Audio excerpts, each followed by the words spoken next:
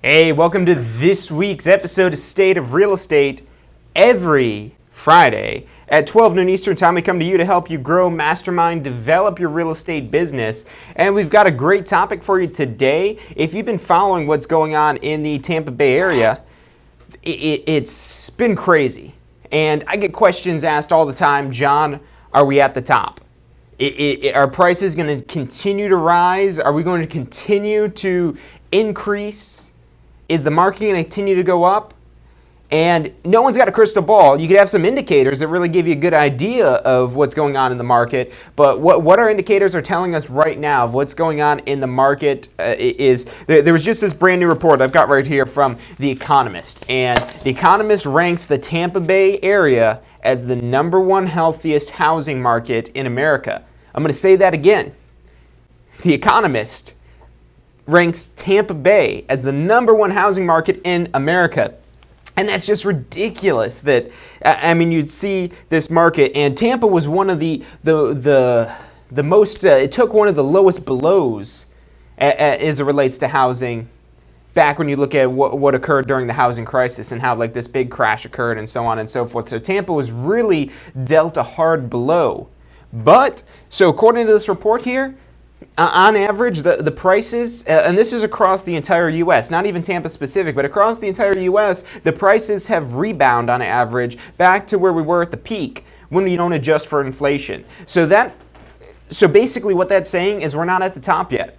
We're not at the top that we were back in 2008. Even though the prices have rebounded to where they were in 2008, that's still not adjusting. That's still about 20% below when you adjust for inflation. So the inflation, that loss of value to the dollar, that's increased over the years. And even though the dollar amounts are the same for housing value now versus housing value in 2008, 2007, whenever you want to look at what the peak was, even though they're at that point, there's still that inflation that's gone over the past 10, 12 years that still has us about 20% below where housing was at its peak. So we're not at the top yet, basically, is what that report's saying. Now, let's talk about the reasons why Florida is being ranked as the #1 currently. And let's go over these top 5. So the top 5, there's 5 of the healthiest and 5 of the unhealthiest housing markets. And in healthiest, we've got #1 being Tampa, #2 is Dallas, #3 is Columbus, Ohio, #4 Las Vegas, Nevada, and #5 Jacksonville. And what it's looking at is what determines to be the healthiest market, meaning it's good growth. Because kind of what made Tampa get so tore up during the last housing crisis was because we didn't have a healthy housing market. We didn't have healthy growth actually occurring. It wasn't healthy growth. It was the speculation and the lower interest rates and all that other factors that was artificially increasing the prices. There's a lot less of the artificial increase going on right now, according to this report. So what they're using to basically rank Tampa as the healthiest housing market in the country, there's a few key factors. One of the biggest ones, and this is usually a huge factor you could look at anywhere. You might be watching this and you're not located in Tampa. Maybe you guys are watching from Jacksonville. Jacksonville, like I said, that other area that they make #5 on the list of the healthiest markets. Hey, anywhere in the top 5, you're in a really good housing market, a really good stable housing market is basically what this is saying. But this employment, this growth in employment, this is something across the board for these top 5 that has been increasing year after year, that the employment has risen, that it's been going up, that it's been rising, and that's what's really been driving this ultimate overall increase. So in the Tampa area, so for this year, we're up 3.1% for metro employment. So metro employment, employment that's going on with the metropolitan area is up 3.1%. And that's good, seeing that there's being jobs created. And you could see this on a micro level when you start looking at news articles and postings and all kinds of things like that basically are talking about the Tampa Bay area and how it has been increasing. And those are all big, strong indicators that we're on our way to our healthy housing market. We're going to take a quick break, but when we come back, we're going to actually dive in to what you could look at, whether you're looking at Tampa or other areas that you're trying to find out whether or not this is a good housing market. We're going to look at those indicators and how this all ties in. So don't go anywhere, stay with us. You're watching State of Real Estate. Number one, you have to get known. Number two, you have to stay known. And number three, you expand your audience. Because like I said, if you're not growing, you're dying. And we don't want to do that.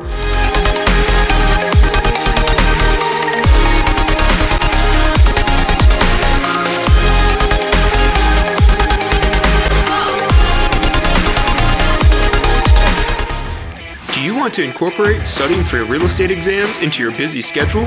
Now you can review the key topics you need to know to pass your class and state exams with our MP3 audio review. Simply pop in your headphones or connect to your car to reinforce crucial information while you exercise or drive.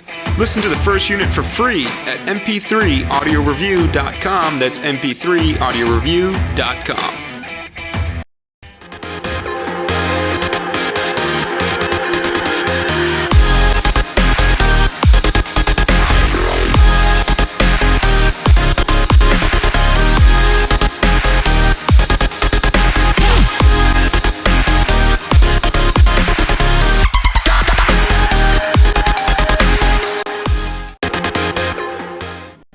Hey, if you liked the show today, be sure to hit like and subscribe and post your comments. Thanks so much for watching.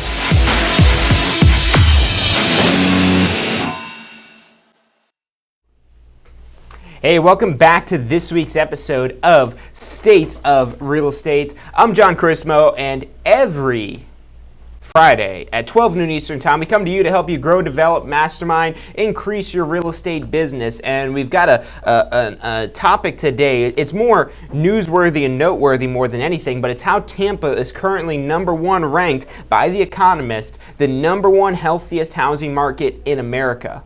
Which I get questions all the time from people that are in the real estate industry, or people that are thinking about joining the real estate industry, or people that are thinking about investing in real estate, of where we are at in the cycles of things. Because there's always up and down cycles, there's always increases and decreases, and that could always change. You could always have these ups and downs that are affecting the market, and you want to know where it is that you're at, especially if you're an investor. And really, anybody purchasing a piece of property is an investor. Anybody really is an investor because, I mean, unless you want to sell your house for a loss, I mean, you want to make some money on it, so you could technically be classified as an investor there. So what's been driving the Tampa area to be considered the healthiest market, what The Economist is using, one of the big indicators is the demand for housing. And that demand for housing tracks back to jobs, the supply of jobs. Because if there's no jobs, who would want to live there? And this is some demographics that you can look at all over the place. When there's jobs in an area, when the unemployment rate drops, what else do you think also drops? Crime rates also drop. Now how does the crime rate tie in to employment? Well, I mean, if people are busy at their job, they're not going to be bored to where they go out and commit crimes. I mean, that's not the one key factor that basically relates with crimes and whatnot. But when people are working, when they have a purpose in life, even if that purpose is just frying up some French fries and throwing the salt on it, hey, that gives them something it is that they could do to help fund whatever it is they're trying to do with their life, whether it's taking care of their family or giving to charity or just taking care of themselves. You got to take care of yourself before you can even take care of others. So, I mean, when the employment rate goes up, crime rates go down. The more people that are working, the less crimes that you have. And now the more people that are working, and not only the more people you have working, but the higher income that people achieve. Because what happens when you start to get more jobs? You need more managers to manage those lower level jobs. You got to make sure that the fry cook's not putting too much salt on the fries, and that creates another job within a job.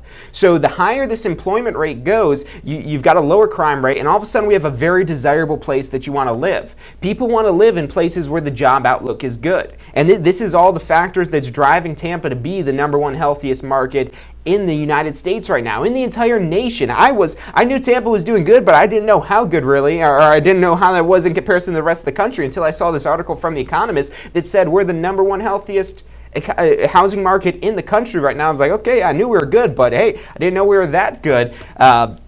So we've got this desirable place to live. The job outlook has been increasing. There's companies bringing their headquarters every day to the Tampa Bay area. There's new jobs that are opening up. The economy is expanding. We're going to talk about some of these factors that factor in all over the country and what's driving the housing market in the particular neighborhood that you might be located in, whether it's Tampa or whether it's across the country. But there's all these little factors, and the employment is such a big part of that. When you see jobs being created, that's good. Because what happens when the economy starts to go down? People start getting laid off. And when people get laid off, maybe they can't afford their mortgage payments anymore. And that's kind of where we had like this whole crisis over the past few years where one domino kind of led into another. So the employment rate is such a huge aspect that's driving a healthy housing market. And like I said, the employment rate and the crime rates, they're inversely related. The more people that are employed, the lower your crime rates go. And I don't have the exact statistic in front of me on this one, but in the Tampa Bay area, we also have a very low crime rate compared to some of these other markets that you're looking at here. And part of that just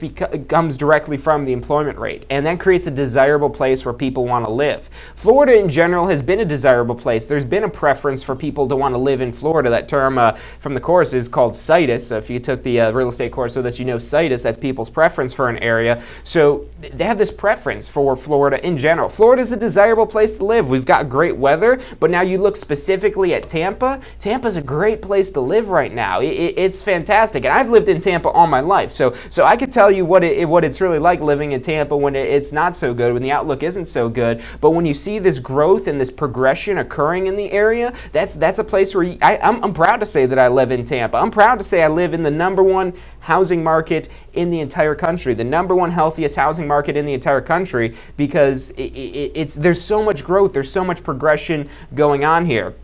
And this ties back to a bunch of different factors. There's really 4 key factors that are the major influences of the real estate market. So there's these 4 factors that are the major influences of the real estate market. So first one we want to talk about is demographics. The demographics, who the people are. And demographics, this could be anything from the age of somebody, the race of somebody, the gender of somebody, the income, the migration patterns, where people are moving to, the population growth that's going on, the generational type of stuff, whether it's baby boomers or millennials or Gen Ys or Gen X or all these different generations basically, because these different generations, and if you want to understand your housing market, maybe you're not in Tampa and you want to know why your market doesn't stack up to the Tampa Bay area in terms of market, and we've got another one in Florida that made the cut, was Jacksonville. Jacksonville's number 5 on the list for the healthiest markets. So if we look at our demographics, if we look overall kind of trying to categorize and say, okay, this type of group is moving to the Tampa Bay area. So one of the big things, there's really 2 generations right now that are completely shaping the housing market, or really they're having the biggest impact on the housing market. And one of those is the baby boomers. The other one are the millennials. Those 2 generations right now, they're having the largest impact on the housing market in the United States. So the baby boomers, if we think of who a baby boomer is, baby boomers, they're born between 1945 and 1964. So 1945 to 1964. If you're born in those years, you're considered a baby boomer. And what the baby boomers, and if we think of that year 1945, what happened in 1945? Well, what happened the year before, 1944, was when World War II ended. So World War II ended in 1944, and now all the troops, they're coming back home. Everybody's coming back home. The economy is all high off of the win from the war and from all the stimulation and circulation of the money that occurred because of the war. And these troops are coming back home, and you know they want to live the American dream. They went and served their country. They fought for their country, and they want to come back and enjoy what they were fighting for. And that they were fighting for that American dream. So they came back and they started a family. They got their houses with the white picket fences in the suburban neighborhoods on a cul-de-sac outside the city, and they created these huge families. I don't have the average household size for the baby boomers, but during this time period, you had these baby boomers. They didn't want just 1 child or 2 child or 3 children or 4 children. You talk to a lot of baby boomers, and their parents, their siblings, basically, they had 5, 6, 7. My mom, she's a baby boomer, and she's got 7 brothers and sisters. So these baby boomers were really driving the economy because, and the birth rate is really a huge factor that impacts the economy, because what happens now when you have larger families. You have a demand for larger housing. But now this demand wasn't specifically tied to your urban areas, your urban markets. This is actually where we had a huge shift going on, where we moved from the urban markets into the suburban type of market. And that's where the demand really shifted. It went from wanting to live in the city, living in the city with the streetcars and all the stuff going on, which that's kind of what we're shifted back into today. And we'll talk about why in just a second. Ties back into our millennial generation. So there was this shift that occurred now because the baby boomers, or the parents of the baby boomers really wanted to have these large families, but that wasn't conducive to these small, tight urban environments with the busy street corners and the non-clean air. This is before we had all the EPA acts and everything like that. And it was just completely different landscape in a city then as opposed to a city today. So this is what drove the demand for the suburban market. And this is really what caused the suburban market to really explode out of control to give birth of what it is today, where you have these massive suburbs surrounding cities. So the baby boomers were really driving that. But now, how has this shifted over time? Because we're talking about people that were born 60 years ago, 60, 70 years ago. That's what we're talking about with the start of this baby boomer generation. Now, how this has progressed to today and how they're still shaping the housing market, because these are, and one of the reasons why they're, between them and the millennials, they're the largest generations that are shaping the housing market, is because they're such a large demographic. They represent such a large chunk of the housing market. And today, the baby boomers, they're in there approaching 60s, 70s. They might be as late as late 50s currently to still make the cut for a baby boomer. But these are people that are reaching retirement age. And the fact that they're reaching retirement age, and this is one of our largest sectors, our largest demographics in the United States right now, and they're reaching retirement age, that's changing the demand for housing. It's changing the demand from housing from large single-family homes. Now they have the term empty nesters, and then that's what a lot of the baby boomers are becoming. Their children, these large families that they had, are no longer in the family. They've basically have this large house. There's nobody in there, so that's driving the sales of these large houses. But now, what type of housing are they looking for? Well, there's the looking down the road, the speculation, because a lot of investors like to speculate, because that's really how you can kind of catch these waves of supply and demand and really make a lot of money, is if you're speculating more in the long term. It's definitely riskier when you're speculating long term, but the further out that you speculate, the larger opportunity there is for profit. Also a lot bigger risk. You could lose a lot of money there, but I could tell you, just right within like maybe 2 miles of our office here, right here in the heart of New Tampa, there's been like 3 new retirement communities that have just sprung up. Just right in here. I mean, walking distance. We could probably walk 5 minutes and get to one of them from here. And this is just one small area. And these aren't like little tiny retirement communities. These are massive retirement communities. So that's one factor. One shift in demand is this demand for the housing for people that are reaching retirement age.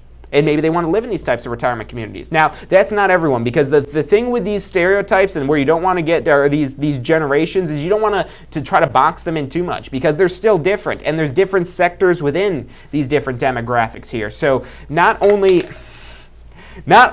do we have people that would maybe want these retirement homes. I mean, some people, you maybe talk to some baby boomers and they're like, no, I don't want to go in a retirement home. That's not for me. And some of these baby boomers are very well off, and they might actually be purchasing a second home. Now, in the Florida market in general, historically has been a very attractive place for retirement age people. And maybe not even necessarily for living here full time, but maybe they're purchasing a second home. And that's something that's driving that demand for housing, is the purchase of second homes. And the Tampa Bay area is a very desirable market for baby boomers. I mean, we've got healthcare, we've got jobs, we've got a thriving economy, and all these things that factor into a good place to make a good investment. Because again, everyone buying property is an investment, especially if they're buying a second home. They're thinking a lot harder, not just whether or not it's someplace they want to live, but whether or not this is going to be a good investment for them when they go to sell it, or when they go to leave it to their children, or whatever it is that they plan on ultimately doing with this property. So whatever it is they ultimately plan on doing with the property, they're thinking about that when they get into this property. So that baby boomer demographic is a huge demographic that's shaping the demand for housing and really kind of driving up this demand for housing in the Tampa Bay area. We're going to take another quick commercial break. If you guys have questions on this, send it in the comments. I've got the YouTube and the Facebook chats loaded up right here so I can see all of your questions. I'll answer them live on the air for you. So send in your questions. We're going to take a quick commercial break. I'm John Chrismo. You're watching State of Real Estate.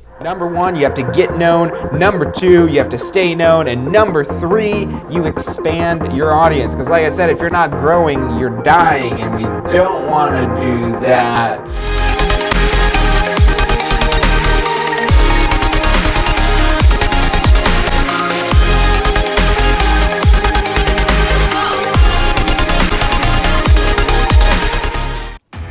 Do you want to incorporate studying for your real estate exams into your busy schedule? Now you can review the key topics you need to know to pass your class and state exams with our MP3 audio review. Simply pop in your headphones or connect to your car to reinforce crucial information while you exercise or drive. Listen to the first unit for free at mp3audioreview.com. That's mp3audioreview.com.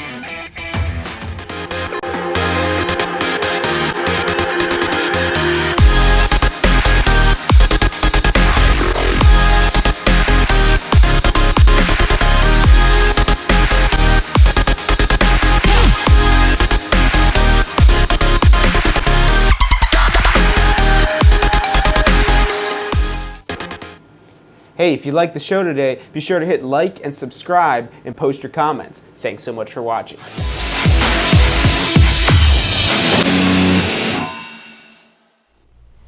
Hey, welcome back to this week's episode of State of Real Estate. Every Friday at 12 noon Eastern Time, we come to you to help you grow, develop, mastermind, increase your real estate business to enhance what you're doing right now and also be able to enhance the longevity of your career. Because there's always cycles of ups and downs in the real estate market. Right now we're in a cycle going up, but there'll be some price corrections. There'll be some cycles going up and down. It's not a matter of trying to control what's going on in the market. It's knowing what's going on in the market and controlling your business and how it responds to that particular market. So we're talking about today, and Tampa's hot right now. Tampa's hot. It's actually the number one healthiest real estate market in the country right now. And that's not me saying that, that's The Economist saying that. That's an article that I saw on Investopedia that I was reading through. And you can actually, guys, if you go on our Facebook page, you'll be able to see the same article that I'm referencing here. The top 5 housing markets in the country right now are Tampa, Dallas, Columbus, Las Vegas, and Jacksonville. Those are the 5 best. Now the 5 worst markets, the 5 unhealthiest real estate markets in the country right now. Number 1. Does anyone know what number 1 might be? It's not, and these sound like historically popular places, but we're going to talk about why they're the unhealthiest in the country right now and why they're ranked as the unhealthiest in the country. Number 1 unhealthiest in the country is Los Angeles. Number 2 most unhealthy in the country, it's California again for the win, San Francisco. Number 3, now we're moving over to our East Coast, we've got Long Island. Number 4, Central New Jersey. And number 5, Northern New Jersey. So, looking at these unhealthiest markets right now, if you were to ask me where the 2 places you definitely would never invest, and you still might be able to find a good investment, but it's going to be the hardest to find them there. Number 1, California. Number 2, New Jersey, and really not Long Island. Is there really even some line that really defines New York and New Jersey? Those kind of blend together, the 2 there. So we've got our 2 kind of hubs, and the reason why they're becoming unhealthy right now, the key things that are factoring into it, it's not necessarily a lack of demand, it's an excess of demand. The demand for the housing in these areas is some of the highest in the country. So how could the high demand, and this is where you got to really understand what these indicators mean, how can this make these unhealthy markets? Well, when you're dealing with these unhealthy markets, the Los Angeleses, the Long Islands, the San Franciscos, the New Jerseys, what makes them unhealthy is that they have a high demand, but they do have a limited supply. So there's a high demand for housing, but there's a limited supply. And if you know some basics of supply and demand, you know what happens when you've got a low supply and you've got a high demand. What happens to your price? The price skyrockets. And that's what happens. And that, particularly San Francisco is probably the one that stands out the most out of all these here, where you've got this skyrocketing price of homes. But that's just because there's such a limited supply. The area's built out. There's no more land left, basically, but people still want to live there. So this is causing the prices to skyrocket right now. And when you have these prices that skyrocket, what's going to happen is there's and it's weird, like when you have an investor that's maybe just kind of off of the high of the investment, or maybe they're not being smart about it, or maybe they're speculating a little bit too much. What happens is when they invest in one of these markets and that demand starts to pull out, when that demand goes away, that's where you had the bottom fall out from underneath you, and the prices, they're going to just fall right out of thin air. So that's what happens when that demand goes away. That the high demand and the low supply is driving our prices up. But once that demand goes away or something happens to that demand, look, this is your prices, done. They're gonna like go out from underneath them. And when there's some sort of upheaval in these markets, unless something changes down the road, but if it continues at the way it's at, once that demand kind of starts to pull away from these markets, if it does, because that's what that's all contingent on, is the demand pulling away or the demand backing off and how fast it backs off. If there's a change in the economy, those unhealthiest markets are going to be the hardest hit. The last big cycle we had, Tampa was one of the hardest hit markets, but we've rebounded. We've been smarter about the housing that is being built here. There's an influx of jobs in the area, and Tampa has done a lot. Tampa 10 years ago is nothing like Tampa it is today. It's changed dramatically over those years, and that's what's really transitioning this to be the number one healthiest housing market in the entire nation. So those are our unhealthy markets. Now, we were talking about the factors that drive this. We talked about the demographics. The baby boomers are a huge driver of what's going on right now in the economy, but the other big driver are the millennials. The millennials are a huge driver as well because they're almost the opposite. And a lot of times the millennials are the boomers' children. So the millennials, what their ambitions and their goals are, and again, we're stereotyping. This doesn't fit every single millennial that's out there, just like our baby boomer definition didn't hit every single baby boomer that's out there. But these are generalizations of what's going on within this particular group that's driving the housing market. And the better you can understand this, the better you can understand what's going on in the housing market. So with the millennials, they're not so excited about the suburban life. Even millennials that are having children aren't so excited about the suburban life. They're not as excited and enthusiastic about suburbia as your baby boomer generation was. So that they're not so interested in the suburban landscape. They're more interested in the urban landscape, the high-rise condos, the trendy little tiny homes. And the reason why these homes are tiny, because who wants to live in a tiny home? I see these things and I'm like, what kind of ridiculousness is this? What kind of ridiculous is this that they've got this studio that I'm in right now is probably bigger than some of these tiny homes. And like, who wants to live there? Who wants to have their kitchen in their bedroom? But that's the price that you pay to be in one of these urban markets. So the millennial generation, that's a huge thing. That this tiny home, as extreme as it is, that's a huge indicator that shows what the preference is. The preference isn't on having a big sprawling estate. The preference is on the location, on where it's located. And they want to be in these more urban areas where there's a higher demand, where there's higher pricing. In San Francisco, I saw some posts the other day of somebody that's living out of like this little, like not even like a, like when I say trailer, I'm not meaning like an actual trailer that's designed to be lived in. I mean like a trailer you buy at Home Depot that's meant to like cart around stuff.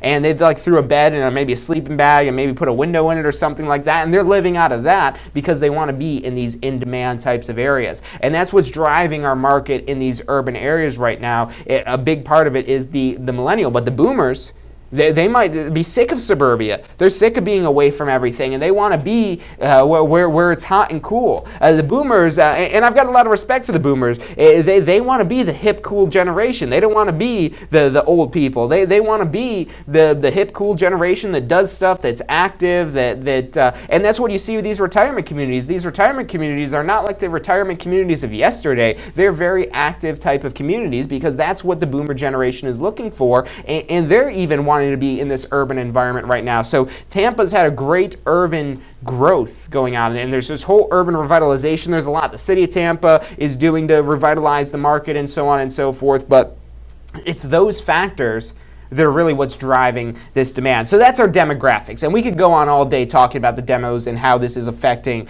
the particular housing markets, but get to know what these demographics mean. Get to know the type of person, the generalized types of person, because this isn't going to mean everybody, but that's going to give you a good indicator on what's going on in the market. But that's our demographics, which that's a huge aspect to know here. Now, what you also want to know about, and this is another thing that's affecting the housing market, not so much is localized in Tampa, but on a national scale, is interest rates.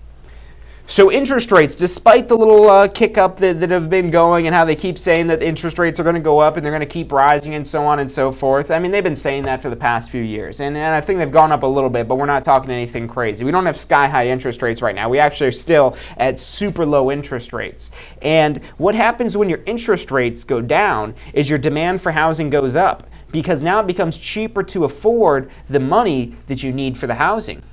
So it becomes cheaper to afford this money for housing, because the way this works out, and this is something I like to tell whether it's students or clients or whatever it may be, and for your average type of home, maybe $250,000, $300,000 with an average type of financing. This is a very averaged type of number here, very simplified, but for every 1% increase in interest rate, every 1% increase in interest rate, that's typically about $10,000 less of home they could afford. They're still paying the same amount out of pocket every single month, but those interest rates dramatically shift what somebody it is they can afford. And we're just talking about like a $250,000 house here. If you're looking at a $1 million house, that's even going to be a greater number of what that 1% increase in the interest rates is going to do to how much the affordability is of the property. So the affordability definitely factors into this as well. And right now, interest rates, even though they may not be at the very lowest, the very bottom where we were, they're still a deal. Interest, the money is on sale right now, basically. That's what happens when your interest rates drop, is the money becomes on sale. And when you could take very low interest rates and use that to leverage it and use something that you need to live in, everybody needs a house to live in, or a condo to live in, or an apartment to live in, or whatever it is that everyone needs some place to actually live in.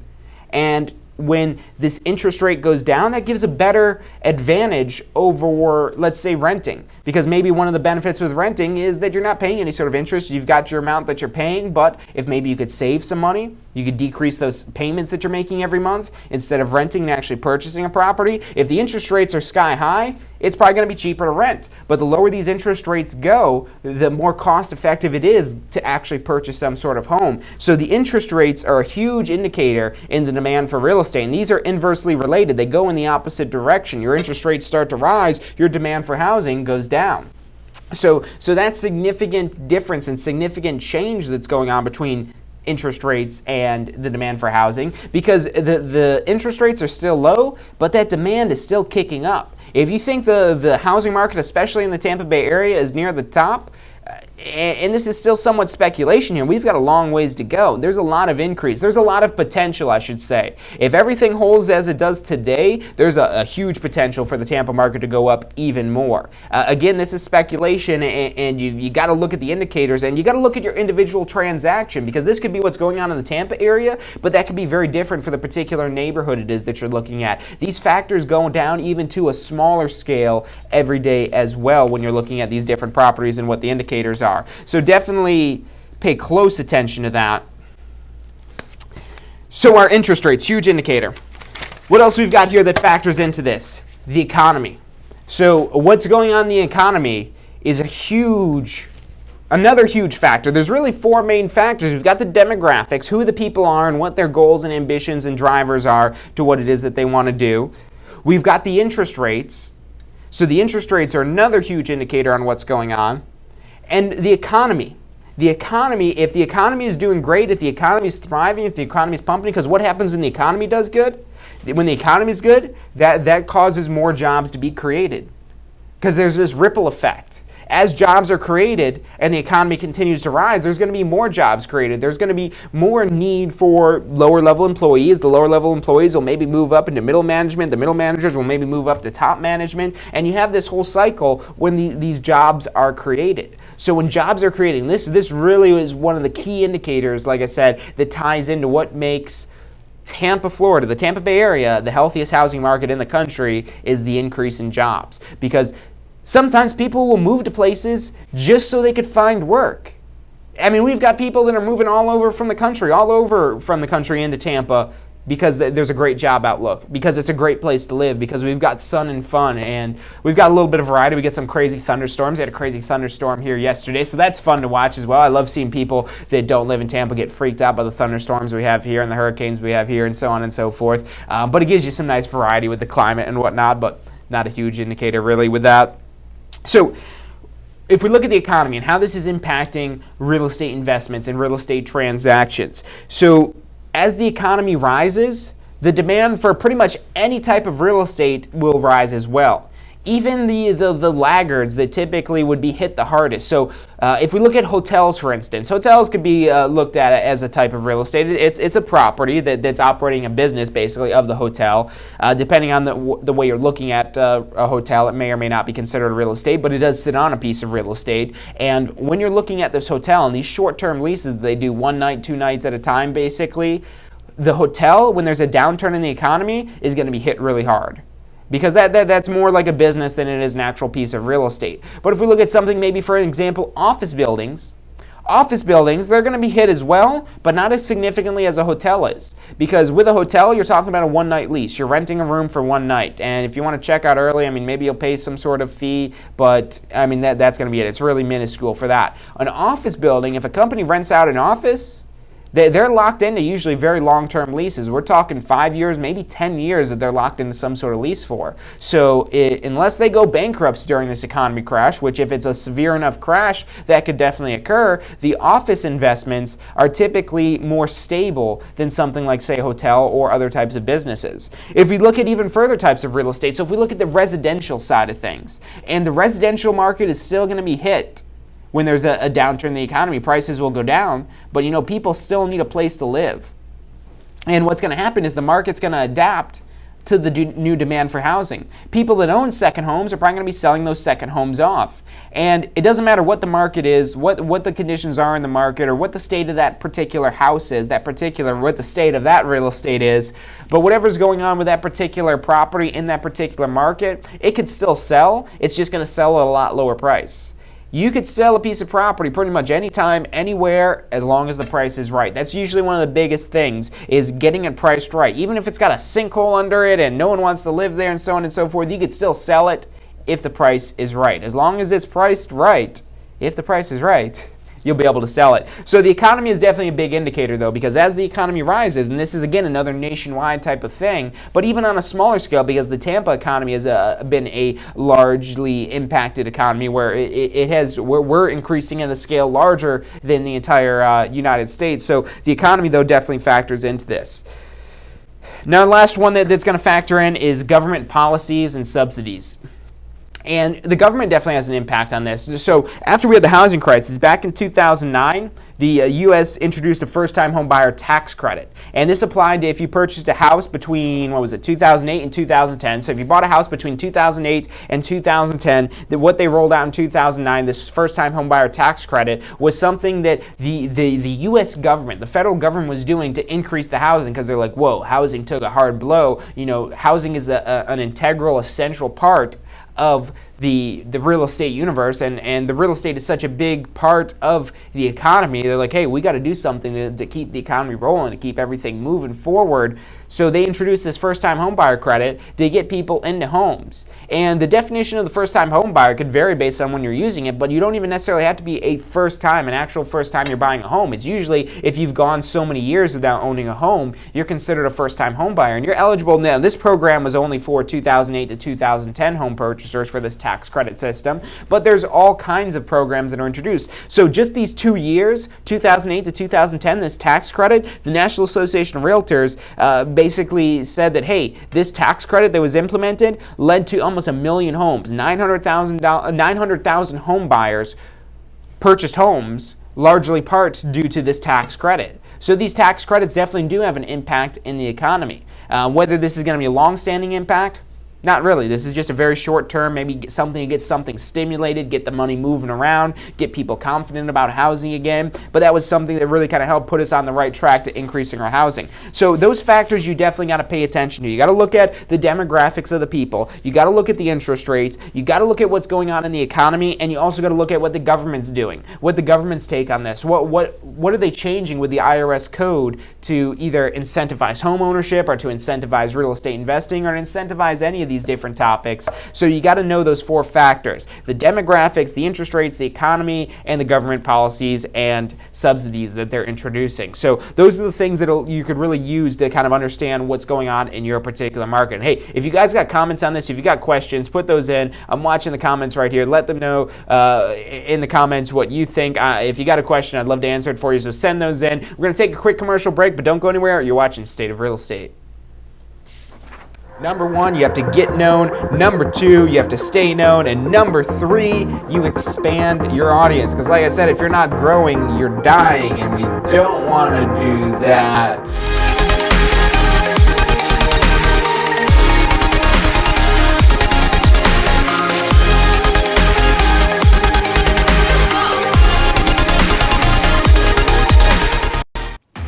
Do you want to incorporate studying for your real estate exams into your busy schedule? Now you can review the key topics you need to know to pass your class and state exams with our MP3 audio review. Simply pop in your headphones or connect to your car to reinforce crucial information while you exercise or drive. Listen to the first unit for free at mp3audioreview.com. That's mp3audioreview.com.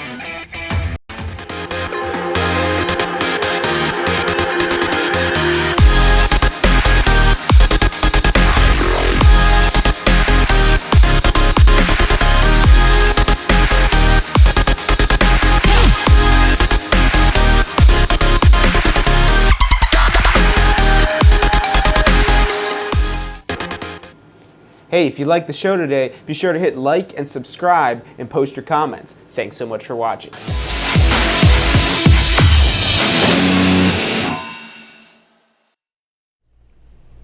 Hey, welcome back to this week's episode of State of Real Estate. Every Friday at 12 noon Eastern Time, we come to you to help you grow, develop, mastermind, understand the real estate industry, and understand how to grow your real estate business. And today we're talking about the Tampa Bay area and how it's ranked the #1 healthiest housing market in the entire country. Yeah, that's right. And that's not me saying that. That's the economist saying that. That's Investopedia saying that out of the entire nation, Tampa Bay area is ranked #1 for healthiest housing market. We're not experiencing the fastest growth, or there's other ones out there. We're definitely in the top list.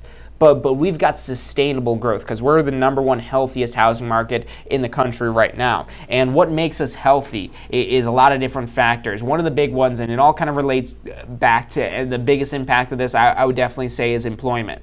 Because we've got the 5 unhealthiest. So let's go through the 5 healthiest again. The 5 healthiest housing markets: #1 is Tampa. #2 is Dallas, Texas. #3 is Columbus, Ohio. #4 is Las Vegas, Nevada. And #5 is Jacksonville. So we've got 2 in Florida that make the cut for healthiest markets. So that's saying a lot about Florida. If we look on the unhealthiest side, #1, we've got Los Angeles. #1 unhealthiest market in the country, Los Angeles. They're in for some gloom and doom unless they change some things there. San Francisco's #2. So Florida, we've got 2 on the healthiest side. California, we've got 2 on the unhealthiest side. So LA and San Francisco, they're in for some trouble unless there's some significant changes to what's going on in their housing market. #3 is Long Island. So Long Island, #3 most unhealthy market in the country right now. #4 is Central New Jersey, and #5 is Northern New Jersey. So those 5 markets are the unhealthiest. They're experiencing a high demand, and they're having a huge skyrocket in price increases, which that raises eyebrows to investors. Investors might say, well, look how much the price has gone up. That's huge. I can make so much more money if that continues to go up. And when that greed starts to take over and you start to get more on the speculative side as opposed to the worst case scenario side, that's where you make bad investments, and that's where you end up losing money. So the more conservative type of side on the Tampa area, because we have experienced growth, not as much growth as, say, Los Angeles or San Francisco as it relates to price increases, but we have a much healthier, much more sustainable growth. And our prices have gone up. The prices have definitely gone up, and especially depending on which kind of individual market, which individual neighborhood you're looking at within the Tampa Bay area. There's definitely been a huge increase in that, and the healthiest aspect is just saying, hey, this is sustainable. If there is a market correction, yeah, the prices are still going to go down, but it's not going to be as significant of a hit and as significant of a blow as these top 5 unhealthiest markets. I mean, if I were an investor in Los Angeles or San Francisco right now, I wouldn't be buying into all the hype. And I mean, if you're inundated around that, and that's all you're surrounded by is all this hype that's going on, and you're not getting this outside perspective.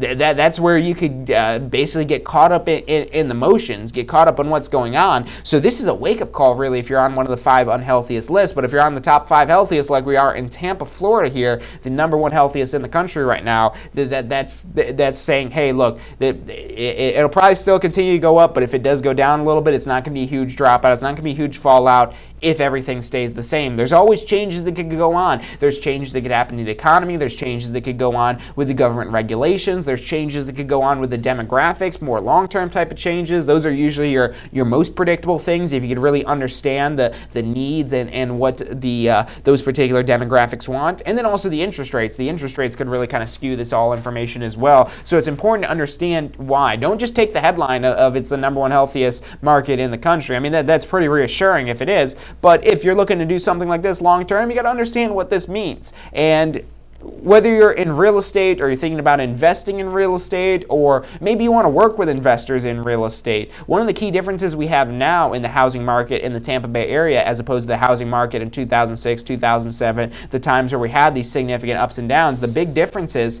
are there's not an artificial demand for housing.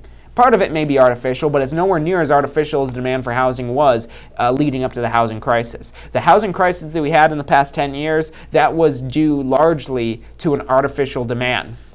And that's what's going on in these unhealthiest markets. That's really, if I were to sum up what's making these markets unhealthy, it's artificial demand. Artificial price increases. People wanting to live there, but just because they want to live there, just because they think it's a good investment, or they think it's what they should do, or they think they're just thinking this. It's not based on any actual facts and data. As when you look at the healthiest housing markets, these all relate back to jobs. These relate back to what's going on in the particular economies of these particular areas. The Dallas area. Dallas is doing better than the rest of Texas, and why that's the only city in Texas to make the cut is because they weren't as impacted with the decrease in oil prices. So Texas, they're a big oil state. I think they're our largest oil state, maybe them or Alaska, but they're definitely a huge oil state. But when there's this huge decrease in the oil prices, all the fracking stuff, and all the stuff that's going on with that oil economy, again, the economies will affect what's going on in the housing markets as well.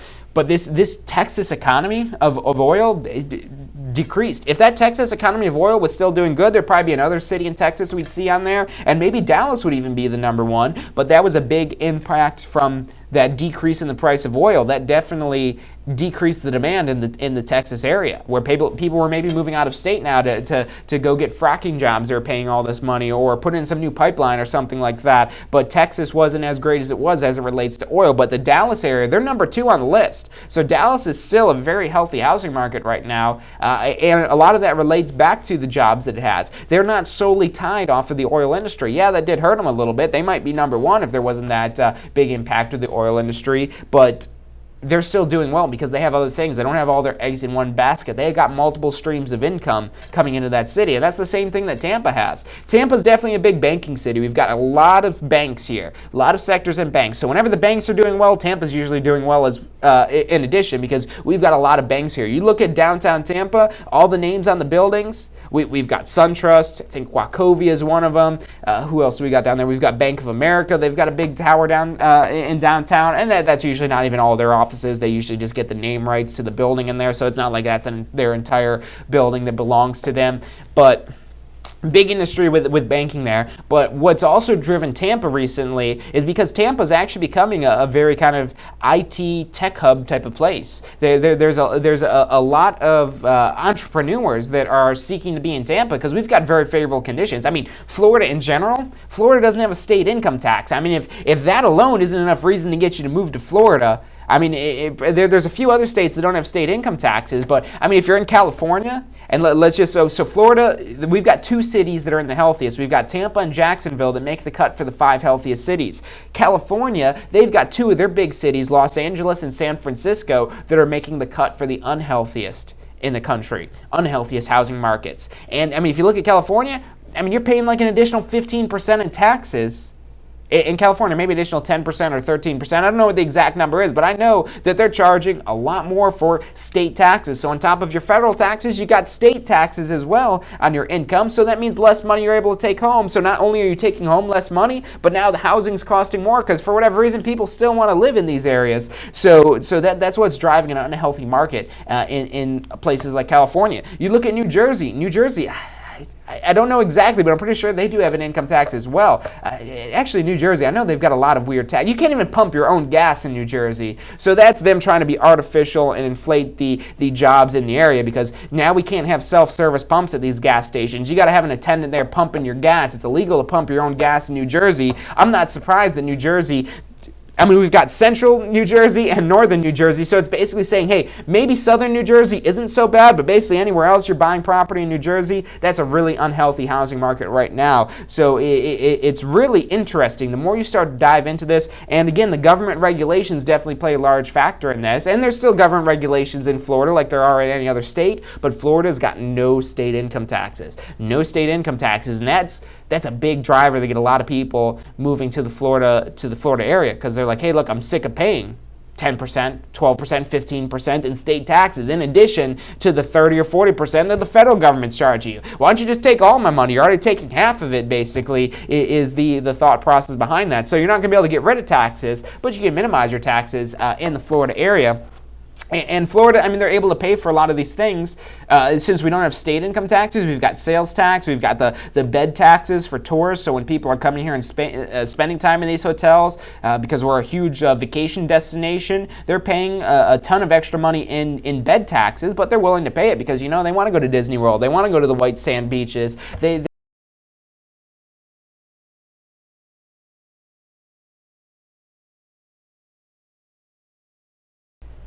So they're willing to pay these bed taxes that basically increase the revenue that's coming into the state. So Florida doesn't have to rely on taking for its residents. They're not taking from the residents. They're taking from the people that are visiting here. And hey, you move here, I mean, yeah, if you stay in a hotel, you're still going to pay some bed taxes and whatnot, but, you know, they've got a lot better system that's more conducive to people starting businesses because one of the biggest tax burdens, whether it is you're investing in property or you're investing in a business, whatever it may be, is the tax implications. The government, the U.S. government's your biggest partner in any venture you have in the U.S. because they're taking up to half of the money that you receive. So they're a big partner. But if you get that partner to be convinced to take a less share, for instance, starting your business in Florida or investing in real estate in Florida, I mean, those income taxes are definitely lowered quite a bit because you don't have to pay a state income tax in Florida. So that's a big factor that drives Florida overall. But Tampa specifically, we've experienced a lot of growth. We've been the underdog for so many years. And for like the past 20 years, it's always been a vision for Tampa to be this great city. And we're finally starting to get there. We're starting to get some recognition across this. We get all kinds of events that are going to Tampa that drive in international exposure to Tampa. There's international investors that want property in Tampa. There's all these developments that are going up. It's a very healthy state of real estate in Tampa right now. So I'm really excited about it. I'm sure you are as well, whether it is you're investing in property or you're helping investors invest in property or you're helping a home buyer buy a home, which really they're an investor if they're buying a home because they don't want to lose money on this home. They want to reap the tax benefits that they get for investing in property. So it's definitely a huge impact that's going on right now to the Tampa Bay area. This housing market, get news like this as well, because a lot of these factors that have been driving Tampa, that are driving the jobs in Tampa, that have been driving the investments in Tampa. I mean, Bill Gates, the Cascade Management or whatever it's called, Bill Gates and Jeff Vinnick, they've got $1 billion being pumped into Channelside. $1 billion. That's a lot of money. And that's not money that was originated in Tampa. That's money from elsewhere in the world that's being drawn in. And what's that's going to do? That's going to create jobs. It's going to create construction jobs to build the buildings for other people to actually work in. So you have this major influx of jobs that are being created. And while all these jobs are here, because people aren't going to commute from 4 hours away, they're going to move here.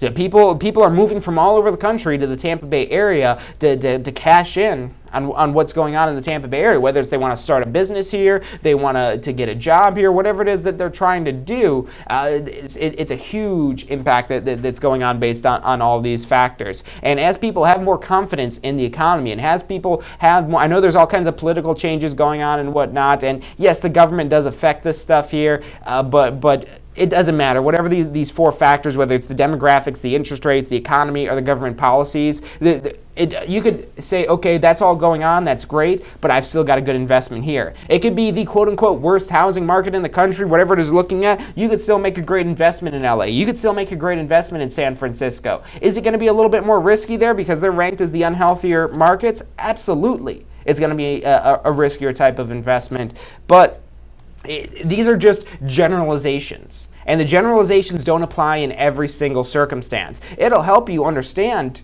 a circumstance maybe a little bit better in understanding what could go forward and how this could pan out, but that's not necessarily the law for these generalizations that are being made based off all this stuff here. But I'm really excited for Tampa right now. Tampa's been on the rise for quite some time. I mean, we had a great rise with the housing bust, but that was, again, it was an artificial demand that was created. And when you have these artificial demands created, that artificial demand is the first one to go away when you have changes in the economy, when you have changes in government policies, when you have changes in interest rates. When any of those factors change that influence the economy, that influence the housing market, when those change, if you have an unhealthy market with artificial demand, that artificial demand is going to cause a lot of problems because that'll go away like that. Artificial demand will disappear in a blink of an eye.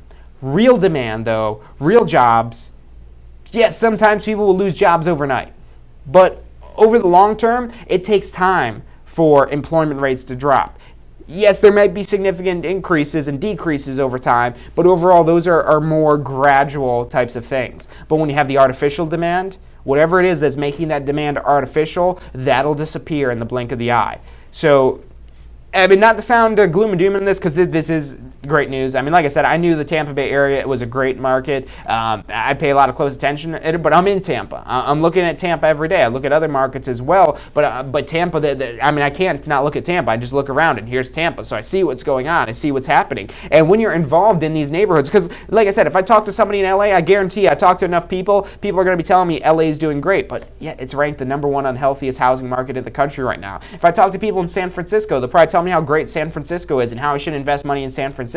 But when you're involved, when you're in the area, it's hard to get that outside perspective on it. But I mean, this is really good confirmation, really good reassurance. Go on our Facebook page, facebook.com/Tampa School, and you'll be able to find the particular article. I think it was posted by Investopedia. We've shared that on our page. Tampa is the #1 housing market in the country right now, the #1 healthiest housing market in the country. We've got a lot of other rankings that we're #1 in the country for, a couple #2s, a couple #3s, but you know, we're ranked at the top of the game right now. That's having a huge impact on what's going on in the housing industry, what's going on in real estate, and that's the state of real estate. I think this is our first episode we've done really kind of about the particular what's going on in the Tampa Bay area right now. We're usually talking about how to grow and develop your real estate business, but I think this is essential knowledge that you need to know when you're talking to people that want to buy a home in Tampa. Because you got to be able to get them excited about buying a home in Tampa. And you don't want to lie to them. You don't want to misrepresent information. But if you have true information like this, like being ranked by a nationwide publication that we're the #1 healthiest housing market in the country right now, that gives you some reassurance and confidence if you're investing in property or if you're purchasing property to live in.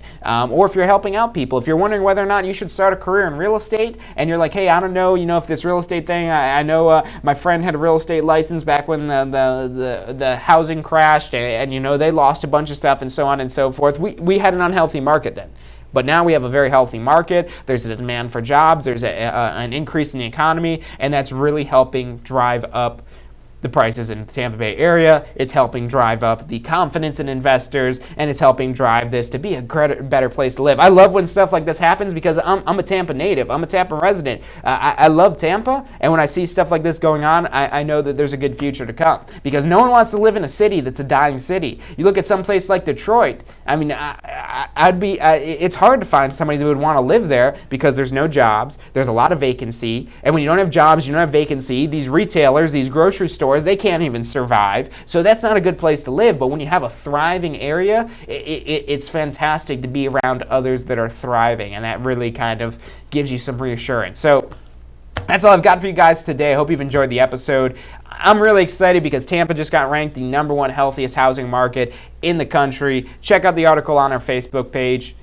But that's all I got for you guys today. Hope you guys have enjoyed it. Let me know in the comments what it is. Even if you're posting your comments after this, you're watching the recording, you can find all these recordings at tampaschool.com, all of the archived episodes of this show. So go on the website, check it out. If you're thinking about starting or enhancing your career in real estate, give us a call. Phone number is 813-928-0106. That's 813-928-0106. You can check us out online at tampaschool.com, or if you want to pass the exam on your first try, check out passfirsttry.com. We've got some great exam prep tools for you there. We're here to help you get your career in real estate started, to enhance your career in real estate, to make sure that you have a successful career in real estate, because that's where we are successful, when we help others be successful. That's all I've got for you guys today. I'll see you guys next week, 12 noon Eastern Time, for State of Real Estate.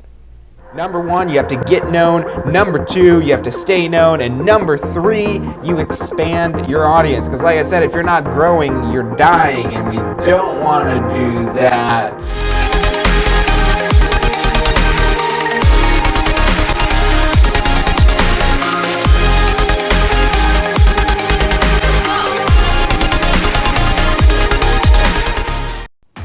Do you want to incorporate studying for your real estate exams into your busy schedule?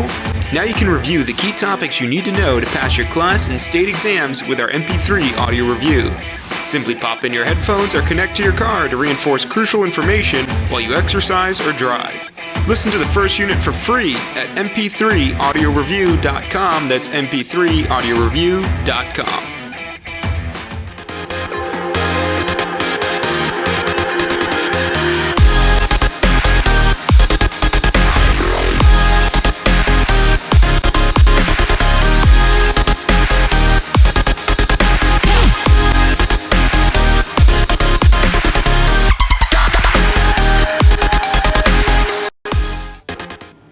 Hey, if you liked the show today, be sure to hit like and subscribe and post your comments. Thanks so much for watching.